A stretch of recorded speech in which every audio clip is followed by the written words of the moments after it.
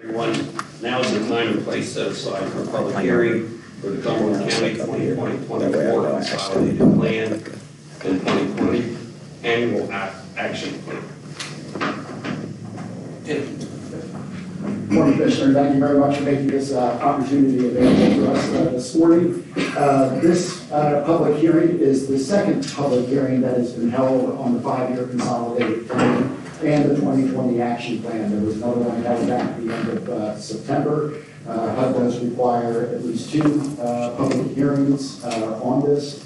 This public hearing is one of the final steps leading up to the submission of the consolidated plan and the annual action plan to HUD. It needs to be submitted no later than November 15th of next month. So moving along. So I'll try to be brief. Information on this, the plan itself, as well as it also incorporates the analysis of impediments that was reviewed and acted on by the commissioners previously.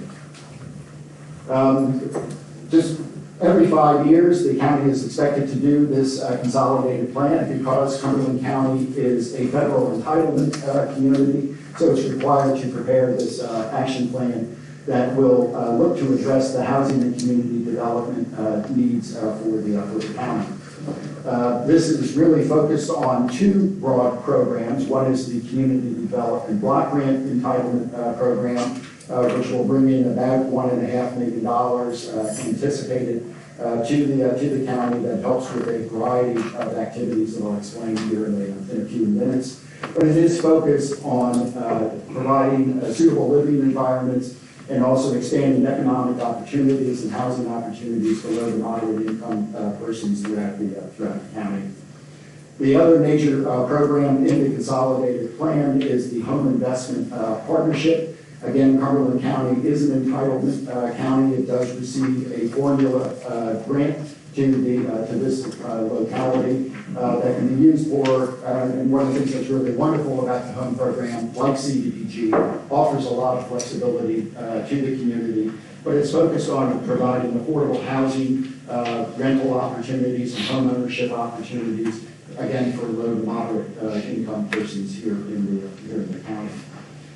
What we're going to be reviewing today is this 5-year consolidated plan and the annual action plan for both CDBG and home for the county.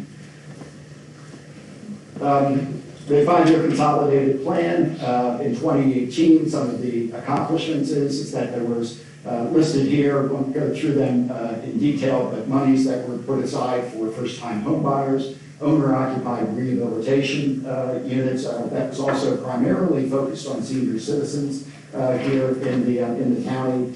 Code enforcement is also a very key activity in a number of areas because it helps address blight in a prevention stage that hopefully prevent blight from moving forward. There were loans that were given in order to help economic development and job setting, facade improvements in our downtown communities, as well as a number of public service projects. And there were 5 public service projects in 5 different municipalities here in the town. There were numerous opportunities for citizen participation throughout this entire process. There were focus groups and interviews that were conducted way back in January and February of this year. There was 2 public meetings in February that were held. There was a survey that was widely distributed in both February and March. There was a housing summit in March. That then led to the distribution of both the CDBG and home applications that went out in early July to municipalities as well as nonprofit organizations that were qualified throughout the county. Those applications were received in early August. That led to the first public hearing on September 27th, and now the second public hearing here on Halloween. The 5-year consolidated plan is going to be focused on housing needs. Again, focused predominantly on low-income families, but also big emphasis on elderly populations here in the county.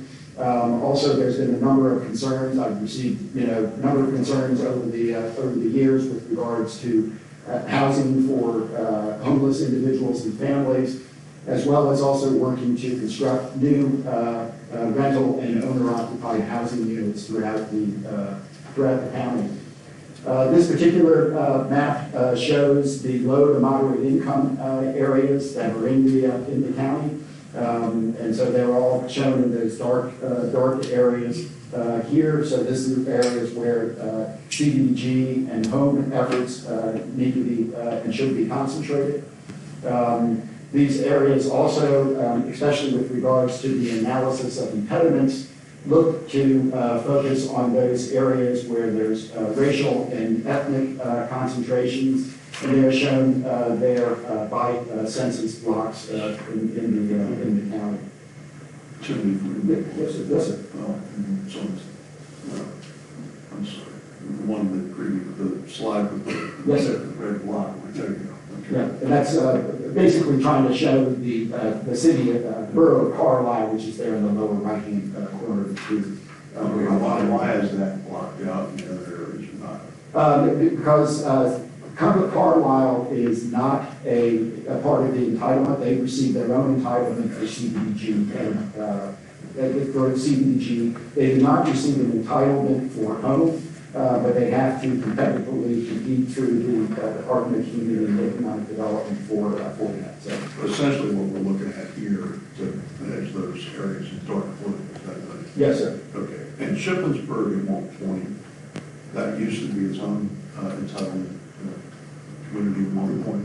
At one point, but that was many, many years ago. They are now a part of the county. Part of the county, and as if we're all aware, Shippensburg is a unique municipality in that it's split between two counties. For CDBG and home purposes, they are a part of the Cumberland County, and so there's been actions by the municipalities there in order to join the Cumberland County and not be a part of the Franklin County, mainly because the majority of their geographic area is here in Cumberland County. So, again, racial and ethnic concentrations. These are showing also minority populations, again, separating out Carlisle because, again, it's own entitlements. They are also in the process of submitting their own 5-year plans and 2020 action plans as well. That process is moving forward on a separate track. So there, as you know from the discussion previously here a few weeks ago with regards to the analysis of impediments, there are a number of barriers that oftentimes low and moderate income people will confront with trying to find affordable housing, because oftentimes affordable housing is not located near major employment areas. Oftentimes there's not sewer and water in some of those areas. Educational areas, and then as we all know, we're struggling with the whole issues of blight. And again, as we mentioned here in a previous discussion, we're working very closely with Kirk Stoner in the planning department, as well as with CADIC on putting together a new blight strategy that we'll present to the county here before the end of the year. There's also, as you have become acutely aware through the public media, as well as other discussions that we've had with you, there is a very low volume of accessible housing, as well as very low vacancy rates, which are oftentimes making it difficult to create good housing. So for the 5-year plan, to identify a considerable number of goals, looking to try to maintain the affordable housing in our community, but also increase that affordable housing, reduce blight conditions, improve public facilities, provide for important public services such as the inspection, codes inspections, as well as enhancing economic opportunities that will help make, again, this is, Cumberland County is one of the fastest growing and one of the more prosperous counties here in the Commonwealth. Some of our priority needs will be to improve existing housing stock, promote new affordable housing, continue with good code enforcement, and improve aging public facilities in those areas where they would qualify. Also looking to improve public infrastructure, provide vital public services, create new economic development, slum and blight remediation activities.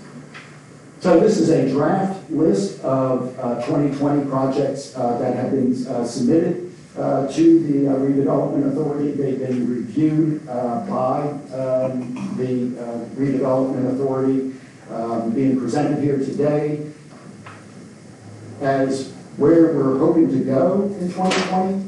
But there are a couple of things that need to be done before we'll actually receive the money and can fully finalize these pieces. First thing is our Congress needs to approve a budget. That has not been done yet. Also, then the monies would need to be allocated to the county. This year in 2019, we did not receive our allocation information until I guess it was early April, and then it wasn't until later that we ended up actually receiving the dollars. And you may remember going back to April and May, because of the dollars that we received, we had to go through a reprogramming process because the dollars that we received were different than what the anticipated project list. There is an advantage to doing a project list now and getting it approved by the commissioners.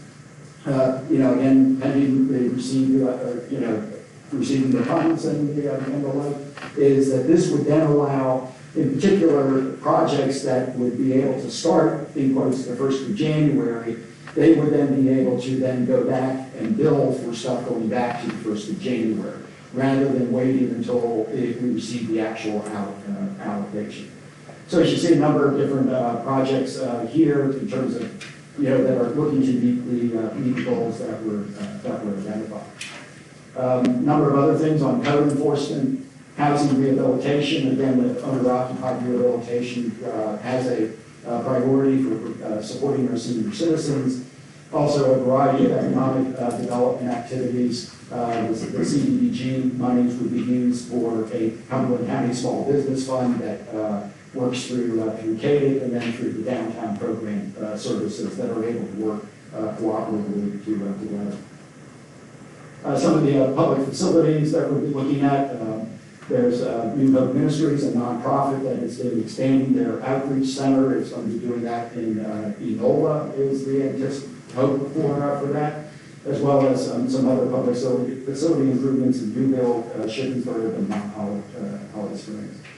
Additional ones in Lemoyne, Shippensburg, and Shippensburg Borough, and then using the home funds for, because they're a little bit more limited for our Community Housing Development Organization, lovingly called the CHODO, which is the Tri-County Housing Development Corporation, to do some single-family homes in NOLA and in Southampton Township. Sure.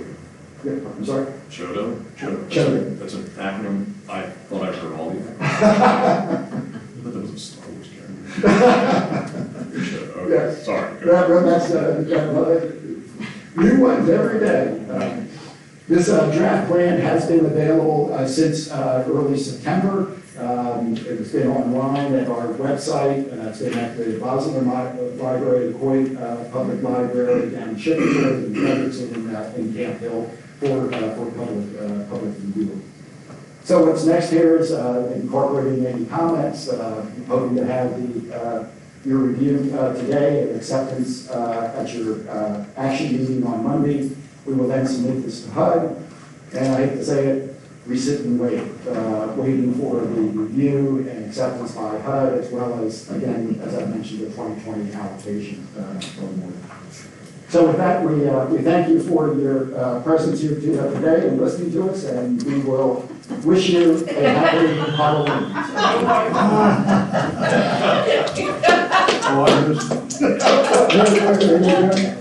wish you. Canvas that.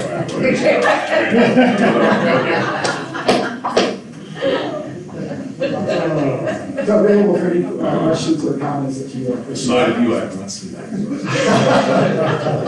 It's not often you get a chance to speak before you on a Halloween.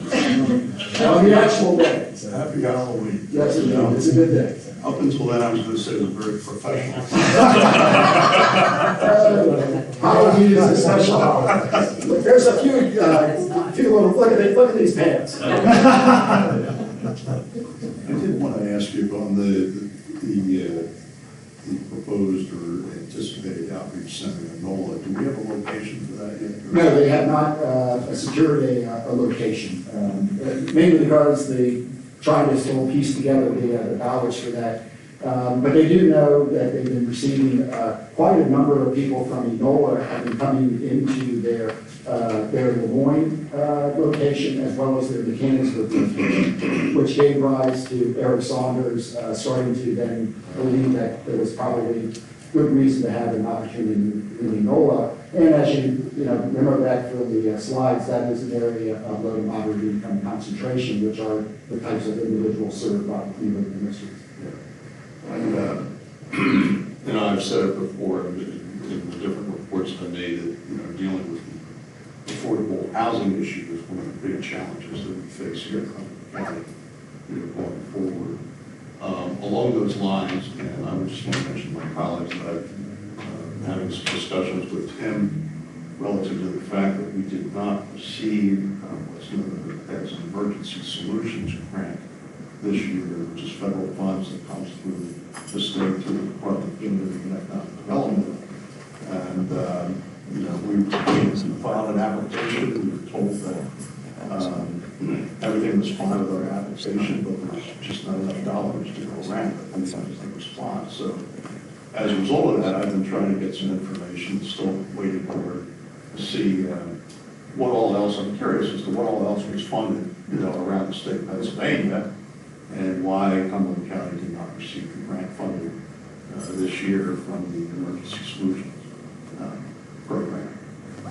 But it leaves us in a pickle because, I'm worried about those folks who find themselves homeless and or in a near homeless situation, especially with the approaching winter months. So I've asked Tim to kind of, take a look at that and maybe come back to us with some recommendations. In that, we won't be faced with a situation where we don't have the dollars coming in this year from the Emergency Solutions Grant. I don't know whether you're prepared to talk about anything today, but I mean, I do think that that's a big concern I have. But we share your concern, Commissioner, on two fronts. One is we are working to submit a fair grant that would go to PHFA. These are from the realty transfer and some of the other Marcellus Shale monies that come into this pot. We will be submitting a fair grant. They're due November 14th. We'll be looking to try to fund some of the things that would have been in that emergency solutions grant, in particular the rapid rehousing and the prevention efforts. Also, I have a meeting scheduled with Treese Pickering for next week, and have exchanged emails with Sandy Guerreri, about this particular project, her capacity as community agency agent services. Yeah, so I appreciate you looking into that. I mean, as far as the FAR funding goes, I believe in this year's state budget, there was actually an increase in funding available for that. So actually nearly double the amount that was in previous years. Yeah, so hopefully we may be able to, track some of those dollars to come back out. They put together a very competitive proposal. Well done presentation. The full consolidated plan looks excellent to me. So thanks for putting this all together. Thank you, sir. We had a lot of help from Michael Baker and that. Just the lack of emergency solutions grant alter current budget program. Yes, quite clearly, the monies that we currently receive, we have an emergency solutions grant now. Those monies run out in May of next year. So with that, we'll rapid rehousing and other things basically come to, I hate to use the word, screeching halt. So that's part of the reason why we're going after fair monies. Those announcements are scheduled at this point, submission in November. We should hear in spring of next year, usually in the April-May time period. So some opportunity for overlap there. So Does the lack of the award of one in any way enhance our prospects for the other? No, because the fair grants are handled through PHFA, the emergency solutions grants through DCED. So that's, no.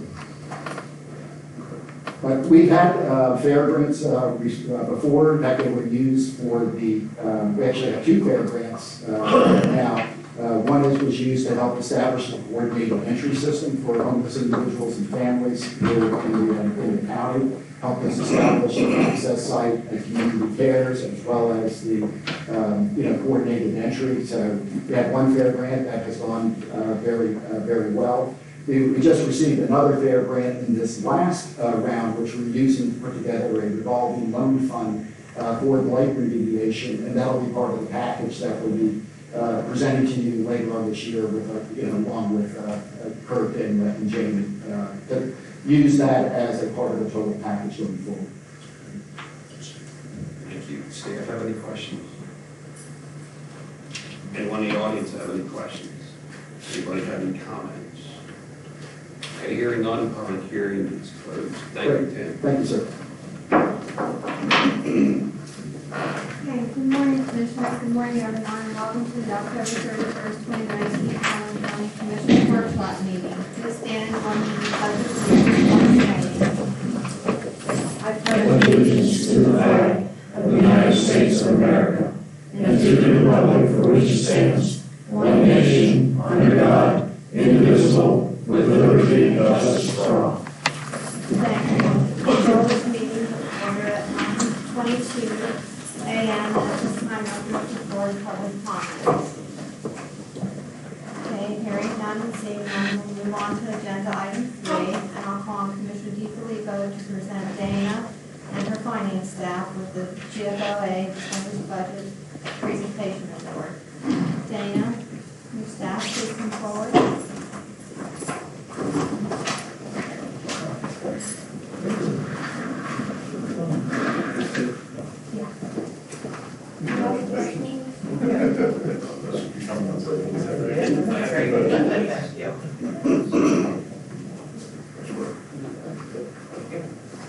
Hi, ladies, congratulations.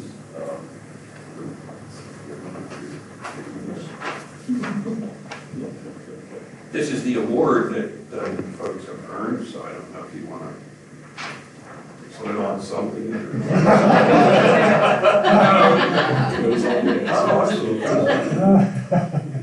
Yes, I'll read parts of the press release here.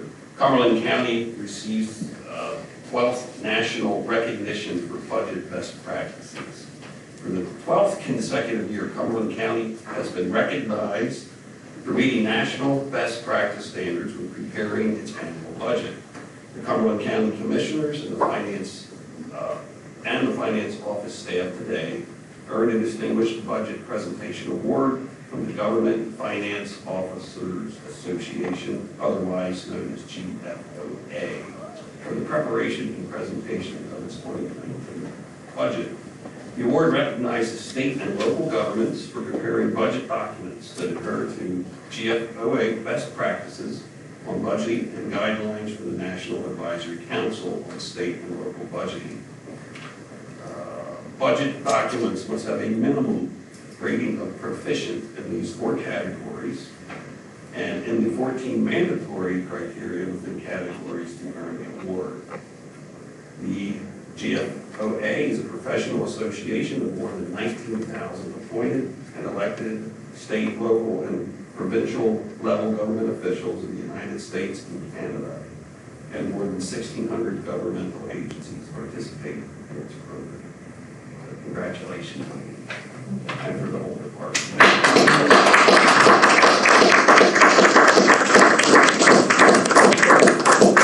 So I want to thank Tammy and the team. They've worked hard all year long, and it also couldn't be done without the departments. There is a lot of information in the document, and they are calling you, and I know, bugging you continually throughout the year to get information. But we couldn't do it without everybody's input. And I want to thank them for their dedication and willingness to put in the extra effort to get it done annually.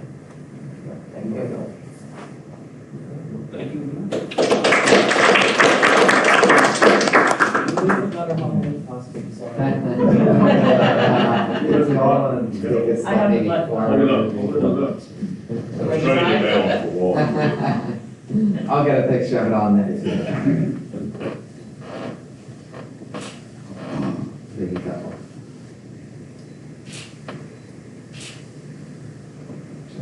All right, great. Thank you. Thank you, folks.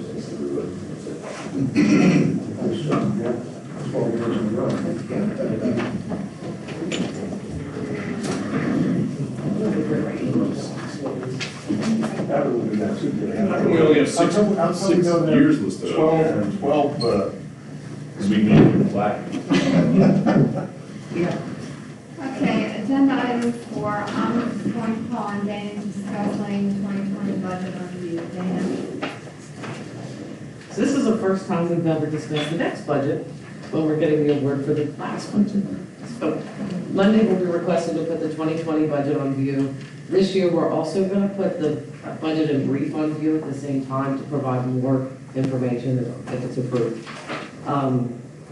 The general fund is a $92 million expense budget. The total county budget is $311 million. Of that, federal and state grants make up about 40%, department charges about 25%, and real estate tax nearly 20%. Any questions for Dana? No, I'll just make a comment. I'm just thrilled with my last year as a county commissioner that we're going to hold the line on county taxes for the 6th year in a row. Yes. I did forget to mention that the rate is not changing again. And we couldn't do that without the professional staff that we have in your department. And thank you. Keeping us in line. Thank you, Dana. Okay, next I'd like to call on Tim Whalen once again to provide any additional information or entertain any additional questions from the commissioners, staff, or audience regarding the Cumberland County's 2020-2021 consolidated plan and the 2020 annual action plan. You said entertain, I thought the glasses were. Been there, done that, won't have them on Monday, so rather than these, I don't need to see. So any other questions or comments that maybe you, so just, it'll come again before you on Monday. Great, okay, we'll see you Monday then. Thank you, sir. Next, we'll move on to agenda item 6, Roman numeral 1, contracts and grants. Agenda item 6, Roman numeral 1, A through C are existing contracts, contract extensions, or addenda with no additional cost or increase to the county. They include the following departments. There is one agreement for children and youth. There are 4 agreements for Paramount Nursing Home Rehabilitation Center. There is 1 agreement for NHIDD. Commissioners, do you have any questions, comments, or concerns regarding the above-mentioned agreement? Hearing none, we'll move on to agenda item 6, Roman numeral 2. New contracts, vendor services, grants, and contracts with increases and decreases to the county. I'd like to begin by calling on Jen to discuss the 2 agreements for aiding and community services. Jen?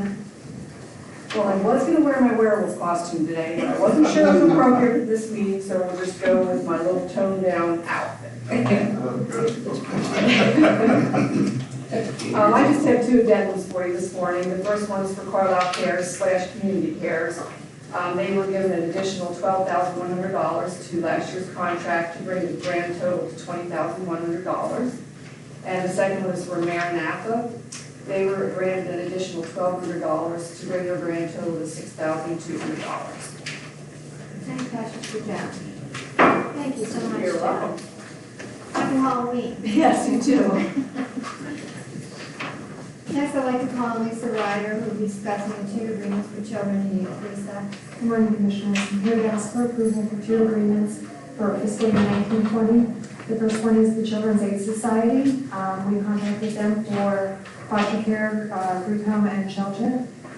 They're asking for an increase of anywhere from 2.1% to 4.4%, which is a $2.21 increase up to $6.46 increase. Their group homes and their shelter care are still considerably the lower lower rates than other providers for those services. And their foster care is pretty much comparable to all our other foster care agencies. Any questions for Lisa? The second one is the Gadenzia West Shore. That's just an agreement for us to be able to communicate with each other. There's no cost involved in that. Any questions, Commissioners? Thank you, Lisa. Next, we'll move on to agenda item C, and I'd like to call Eric Brandon to discuss the district attorney's FID agreement. Good morning, Commissioners. This is Lake Grant for a late fingerprint examiner, we have a person moving in who's retiring and we're just doing a simple replacement. Any questions for Eric? Thanks, Eric. Next, we move on to agenda item D, and Jack is joining us to discuss the agreement for drug and alcohol. Jack? Good morning. This is a new contract with Hamilton Health Center. Hamilton Health Center is based over in Harrisburg, but over a year ago they opened a satellite clinic in Newport, up in Perry County. Commissioners may recall that we've operated a Vivitrol program in Cumberland County Prison for over 3 years now, but we're just starting one in the Perry County Prison with the help of some grant funding from the Pennsylvania Commission on Crime and Delinquency. And so this contract would be in support of that Perry County Vivitrol program. Hamilton Health would provide the Vivitrol injections for inmates after they're released from Perry County Prison and returned to the community. The contract would cover the cost of the Vivitrol itself, which is rather expensive. It would be $1,006 per monthly injection. And then the cost of related medical services, which would be an assessment each time, drug testing each time, and then actually administering the injection at $200 per injection. And the cost of all this is going to be covered by PCCB. Any questions for Jack? Thank you so much. Okay, next I'd like to call on Polly, who will be discussing the capital blue addendum agreement for human resources. Polly? Good morning, Commissioners. This is an addendum for our second year of a 3-year agreement with Capital Blue Cross, and we are seeing a decrease. We received a $4 per employee per month decrease on the admin fee, as well as additional savings due to drug repricing since Capital Blue Cross switched their pharmacy benefit manager to Prime. And then we had no increase on the dental and vision, keeping that flat for the second year in a row. Any questions for Polly? This is for 1 year? This is year 2 of a 3-year agreement. Yeah, 1 year. So this is a $583,000 reduction. Expected if these rates would continue for the 3rd year of the agreement, it would be a total of $583,000 projected.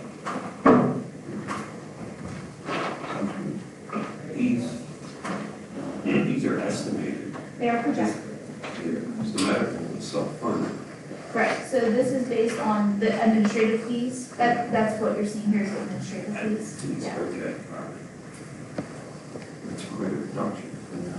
Again, projected based on enrollment, and it would continue for year 3 as well. Any additional questions, Commissioner? Thank you, Polly. Travis is joining us today to discuss the text behind agreement for the prison. Travis? Good morning, Commissioners. The prison is seeking authorization to contract with Text Behind to manage our inmate mail. Due to continued evolution of how the drugs and chemical compounds are being more potent and smaller, and the mailroom staff are becoming more exposed to synthetic chemicals and other dangerous substances. Text Behind will eliminate the risk of correction officers and mailroom staff being exposed to this contraband in inmate mail by 100%. Text Behind will become the new mailing reception address for the prison. Text Behind will screen and clean all mail except for legal mail and make them available to the prison through a scanning process and then making it available for the prison to print with the copier that they will provide for us at no cost. The hardware, the ink, the paper will also be included. After the contract with GTL, we'll be having tablets, and the mail process can also be applied to the tablets for the inmates to have mail service through the tablet. This cost of this contract is not. Any questions, Commissioner? I just,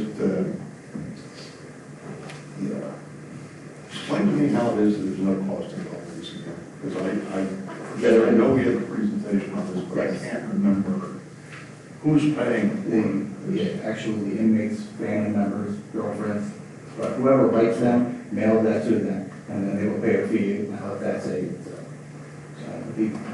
administrators, or they're able to, all the costs are incurred by the inmates, loved ones, family members, whoever is going to be writing them, or sending them pictures. And if I recall, it's not a huge cost on the inmate family.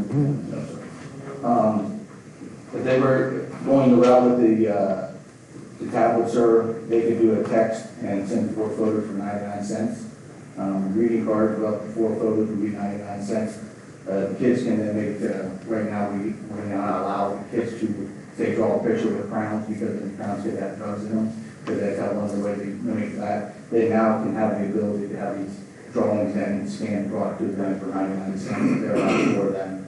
And then physical mail screening and cleaning services are going to be dependent upon how much the mail comes through and then the fee that comes with that. So. Well, I know the primary reason for this is the safety of our corrections officers in the prison. That's correct, sir. And, but in addition to that, it doesn't sound an awful lot more than what postage stamp is, in terms of sending out the inmate. So, okay, sounds good. We'll see how it goes. How long is this contract for, Travis? I wanted to say 3. I apologize for that. I have it here. Okay, But well, I believe it's for 3 years. Okay. It's not forever. No, sir. It's No, sir. Okay. All right, thanks. Appreciate it. Thank you, Travis. Next, I'd like to call on Claudia, who's joining us from UTC to discuss the Safe Technology Solutions Agreement for Public Safety and also the FEMA grant. Claudia? Good morning, everyone. Public Safety is seeking your approval to renew a 3-year agreement with Sage Technology Solutions for the audiovisual equipment within our facility. The agreement covers projector cleanings and filter replacements, software and firmware updates, and customer support and troubleshooting. And there's also a note in the contract about a discount of 10% for any time and materials not covered under the agreement. The renewal does reflect an increase of $12,545. However, that is because it includes a one-time purchase of 4 new projectors that are located in the EOC. The existing projectors are the dual lamp style, which replacement parts are becoming very difficult to obtain. So, and the quality of it is starting to diminish. So, to replace those with the newer style technology at this time with the laser projectors would be much more beneficial in terms of replacement parts and things if something were to go wrong. And by purchasing them with our contract, our annual maintenance then will decrease. So if you took the projectors out of the contract, it would reflect a decrease from the previous one. We did get the projector purchase approved on October 7th. So we're not purchasing them yet. We will purchase them in 2020, and that is included in our budget. So we're looking for a 3-year agreement for $15,504.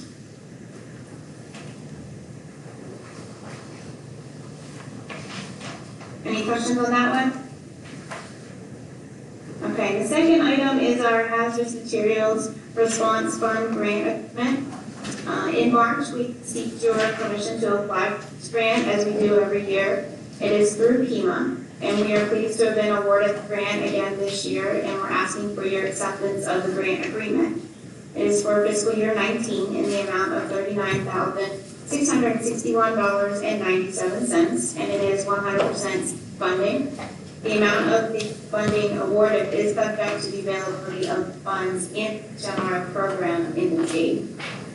It has performance period of 5/1 through 30/2020, with a funding work plan consisting of items that support our hazardous materials emergency response operations, and they align with the cost categories outlined in Act 165.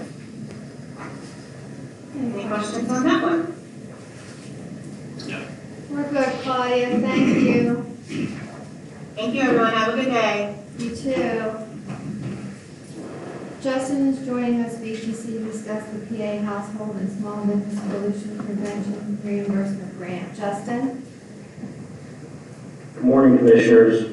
This is the third and final grant request for our household hazardous waste events in 2019 for the September event. Two things I need signatures on. One is the grant request itself, which we're asking for $12,811.45.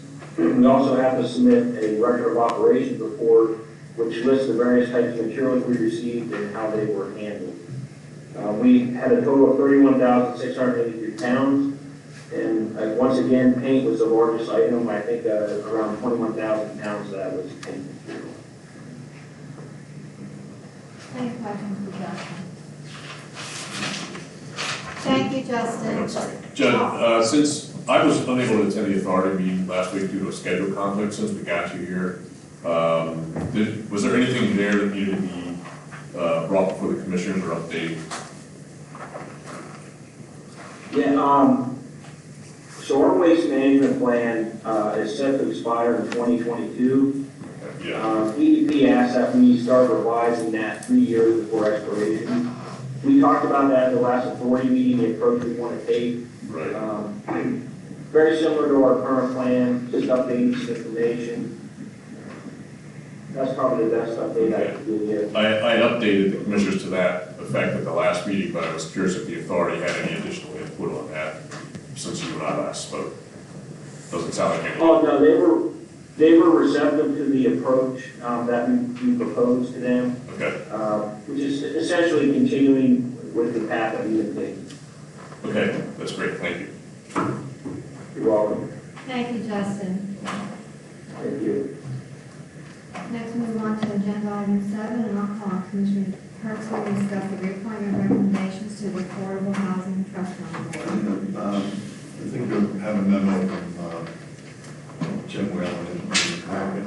It's the reappointment of some folks who have served on the Affordable Housing Trust Fund Board, and he's asking for their reappointment. I know that they're all regulars at the Housing Trust Fund Board meeting, and active participants. Request their reappointment.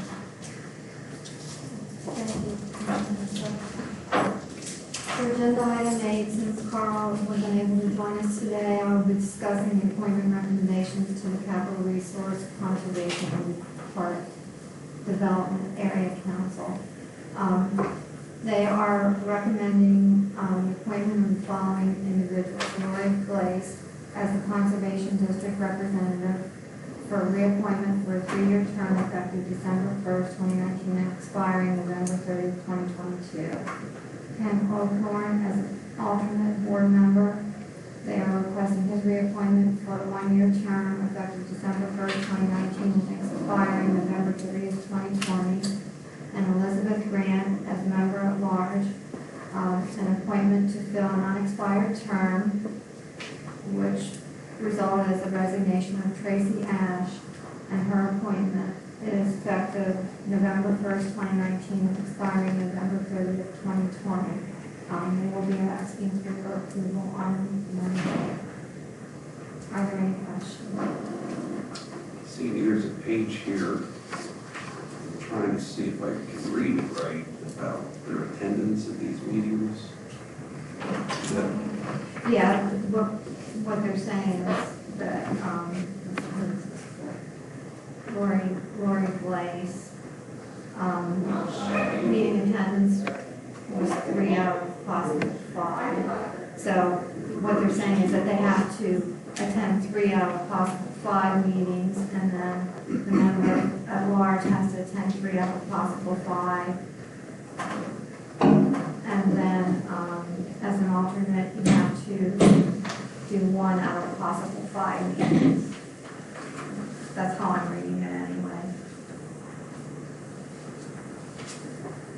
I can get more clarification for that. If you could, please.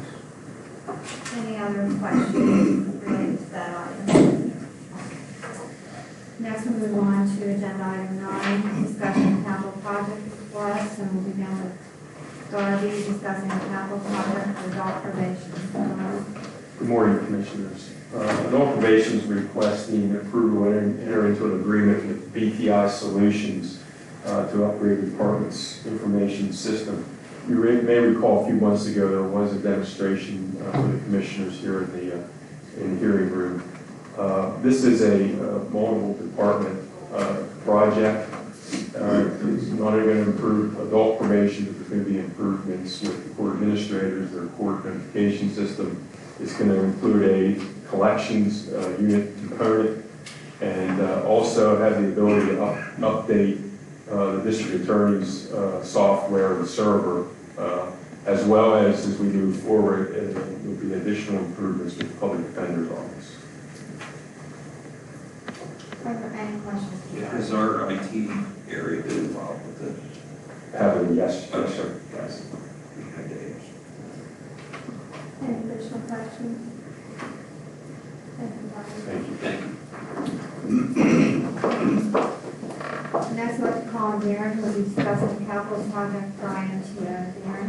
Morning, Commissioners. IPO is asking for the approval to purchase 6 network switches. This is a budgeted item that is part of our ongoing maintenance to keep the network up and running. The current switches are over 10 years old, so we're due for an upgrade for that. Here, what is a switch? What does it do? The switch just connects everything that runs in the county. All your computers, printers, everything's connected to a switch that allows communication. What make of the switches? System. System. Yeah. Any additional questions? Thank you. Next, I'll call on Travis once again and discuss the capital project for the prison for body scan. Good morning, Commissioners. The prison is looking for approval to purchase an ID Compass dual viewable full body scanner to detect the introduction of concealed contraband into the institution. The body scanner has the capability to show narcotics and body cavities, electronics, ceramic and plastic blades, explosives, weapons, and more. The machine comes with a 2-year warranty, which we can extend through years 3, 4, and 5 at an additional price of $8,500 per cert. Installation and along with shipping and the setup comes with the machine. The total cost of this machine to include years 3, 4, and 5 of the extended warranty of $182,050, which will come out of the canteen one, sir. Any questions, Commissioners? Thank you, Travis. Thank you. Next, we'll move on to the Commissioners' liaison reports, and we begin with Commissioner DeFilippo. Thanks, Andy. Just an update on the Cumberland County Library System. The board approved a required start policy, and the revision will include language that represents current practices and expands coordinator's ability to create new star sites. The board also approved new investment guidelines policy proposed by the Finance Committee, and that will be added to the finance section of the policy manual. The board also tabled the 2020 projected system level budget until the November meeting, but all looks pretty good for the budget. Website has been fully migrated to a platform that is more secure, has greater accessibility and full support of the development community. The library system was able to obtain a grant by by the Mechanicsburg Area Community Foundation in the amount of $4,011. This grant will further English language learner programming at the Simpson Library. All circulation workstations were replaced with new equipment, including a new touchscreen monitor system. And that is it for the library. I just did want to make a comment, though. A few days ago, the Board of Commissioners traveled to East Pennsboro Elementary School to, along with the census representative Cindy Dwyer, to do a presentation for over 100 fourth graders on the importance of the census. And I want to thank Samantha for getting that all together. You know, this world we live in is such hatred and divide. When I stood up there and looked at these 104 enthusiastic fourth graders, just willing to ask questions on where to get hope for our future as kids are. Thank you, Commissioner. Do have one question on the library system. Yes. And maybe I just missed it, but we had a lot of discussion in the past year regarding the futures panel, which was going to be essentially monitoring trending developments in the library segment. And I know I received an invitation to the first meeting. I was supposed to be appointed to that panel. I was unable to make the first meeting, and I am not aware of hearing anything in addition. Is that panel up and running? Are they meeting regularly? Are they discussing it at the board meetings? It is not being discussed, Gary. I don't know if that panel exists, but I'm not certain to follow up on that. The reason I'm thinking about it currently is we anticipated that the futures panel was going to be something of the driver of the new conditional grants component of the budget, and here we are budget season. I haven't seen the budget proposal from them. I don't know what they're planning on asking for as goals to work toward that we would then award funding for. But the thinking was at the time that the futures panel would help identify programs that would be emblematic of the quote-unquote library of the future. And that, of course, we wanted to put those grants out there as an inducement for them to continue evolving with the changing of the library segment. So that futures panel is something we had quite a bit of discussion on, and we need to get that back on the radar. And if it's not on track, we need to get that back on track. So if somebody could inquire with them if that is moving forward, I'd greatly appreciate that. Yeah, also too, just now that you mention that, the MOU agreement we had with the grant opportunities, I think ends 2019, it was for a 3-year plan. So that was the third year on it? Yes. Okay. So that probably will come up as, should we continue that MOU? If they want additional funding over the village that's assigned to them, I don't see much alternative. So hopefully they're thinking about that and addressing that as part of it. Thank you. Commissioner Hartsville. Okay, thank you. First of all, I'll just echo what Liz said. I mean, our children are our future, and there's great hope, and we saw in the eyes of the kids there at the East Pennsboro Elementary School. And hopefully they take the information that we pass on to their parents, and I appreciate the fact that we are being proactive in terms of getting ready for the 2020 census. Most of the children who were there, they weren't born when the last census occurred. So this is something that hopefully they'll get into their heads that this happens every 10 years of their lives, that everybody in the United States is counted, and we certainly want Cumberland County to make sure all the people who live here are counted and included. So it was a wonderful presentation. I thank you. My hats off to Samantha for putting the program together. And Cindy Dwyer from the U.S. Census Bureau is just excellent. And she's just assigned here in Cumberland County. So it's a good launch for the program. April 1 is not April Fool's Day.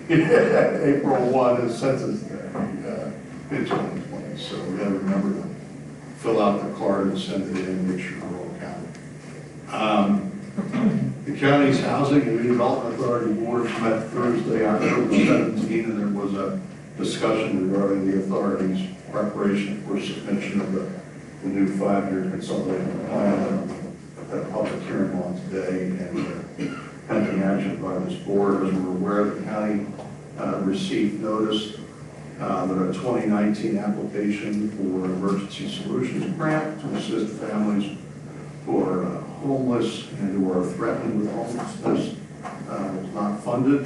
And as I mentioned earlier, I've been attempting to secure an explanation from the State Department of Community and Economic Development as to why our grant request was not funded this year.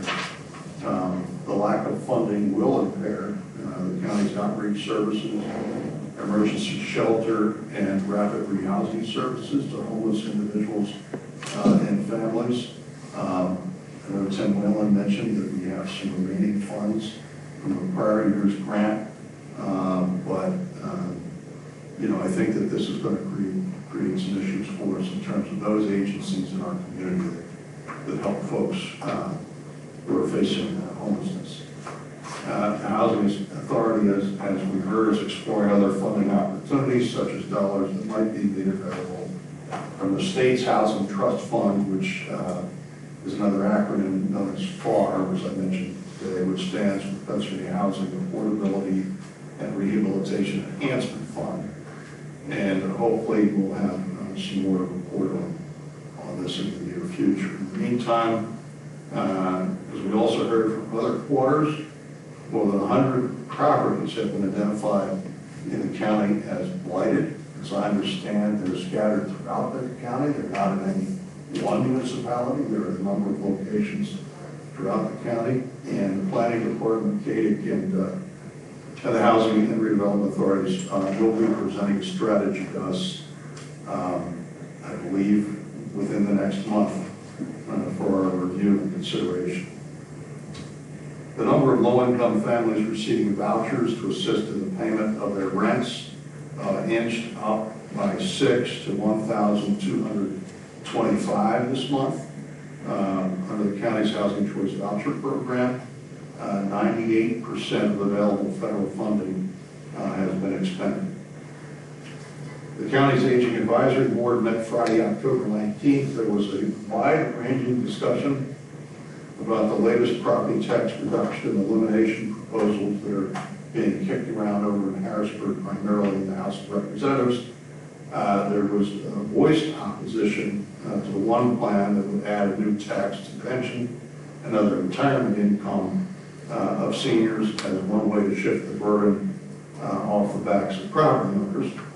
I pointed out that just to eliminate school property taxes, not including the elimination of county or municipal property taxes, would require a $15 billion, that's with a B, dollar tax shift, or a $15 billion increase in some other tax. I suggested that pie-in-the-sky elimination proposals will never happen, precisely because of the huge tax shift that would be involved in totally eliminating property taxes. That doesn't mean that they can't be reduced, and there's ways to do that, but I encourage the Aging Advisory Board members to be wary of free lunch rhetoric on the subject, in that, if it sounds too good to be true, it probably is. Meanwhile, Sandy Greery reported that the cost to the county from rapid transit for senior citizens shared ride service is going up in 2020. And there was a discussion about our county's very generous program of free shared ride service for seniors starting at the age of 60, not 65. Most other counties start to provide free shared ride service at the age of 65. We start at age 60, but because of the county's cost for this bus service going up, and the fact that it does come out of our state aging grant, and therefore other programs and services for seniors can be adversely affected, the advisory board recommended that we take a look at possibly increasing the age above 60, possibly up to age 65 for the free shared ride service, or consider charging a modest fee for those under the age of 65. And so hopefully we'll come on that as that's discussed further by our Aging Advisory Board and the folks at the Office of Aging. The Capital Region Council of Governments met Monday evening, October 21st. There were a couple of presentations, one by AT&T regarding the FirstNet, which is aimed at the future deployment of a high-speed nationwide wireless broadband network dedicated solely to public safety. The other presentation was from a Dauphin County representative of Fair Districts VA, which is the nonpartisan organization that's continuing to advocate for an independent citizens commission for the drawing of legislative and congressional district boundaries after the 2020 census, a position that this board and CAPCOG has previously endorsed. Prior to the CAPCOG meeting, there was a meeting of the Council's Public Safety Committee that I also attended. And following that meeting, and with action by CAPCOG, the Council has authorized an expenditure of up to $5,000 for a qualified consultant to write a request for a federal SAFER grant of up to $1 million for CAPCOG's launch of a major regional effort aimed at volunteer firefighter recruitment and retention. This follows along the lines of a number of proposals that are advancing in the State General Assembly aimed at trying once again to address the statewide challenge of a shortage of volunteer emergency service first responders. The Cumberland County Conservation District Board met Tuesday evening, October 22nd. The recent 17th Annual Conservation District Golf Tournament generated a record amount in terms of net proceeds for the district's scholarship program for qualifying Cumberland County students engaged in environmental education programs. The net proceeds from the golf outing came to just over $6,000. The district has been able to attract, on another matter, 2 experienced individuals to fill the 2 vacancies created by the recent departure of our 2 agriculture inspection employees.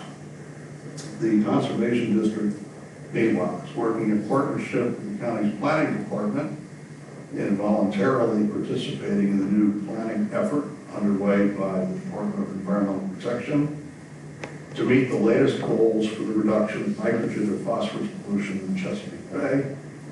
The success of this effort, however, remains to be seen, as there is very little in the way of any news to exactly how much implementation of any final plan developed will actually cost, and more importantly, where the money is to come from. Early estimated costs to meet the 2025 goals for the Bay put the price tag in Pennsylvania in the billions of dollars.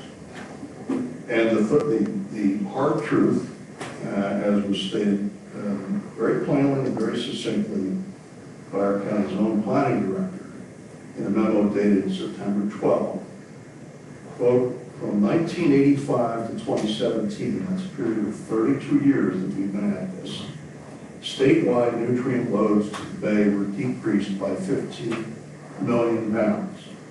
Now, in the next 5 years, we're suddenly going to reduce nitrogen loading to the Bay by 34 million pounds, which is twice what it took 32 years to accomplish, or more than twice, for the state government that has no additional resources to address the problem.